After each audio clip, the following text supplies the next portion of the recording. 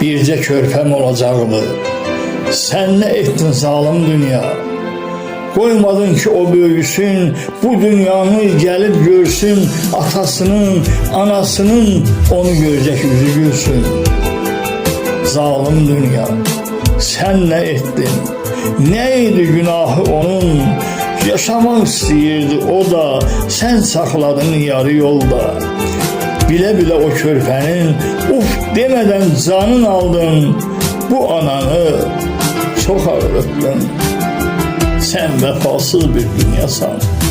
Kimisinə sən verirsən, kimisindən sən alırsan. Niyə belə fərq qoyursan? Kimisini sevindirib, kimisini ağladırsan. Bax, indi mən inandım ki, sən vəfasız bir dünyasan. Sən ağrılı, sən acılı, ümidini əldən alan, çox həyatı sən dağdan, zalimların zalimisan.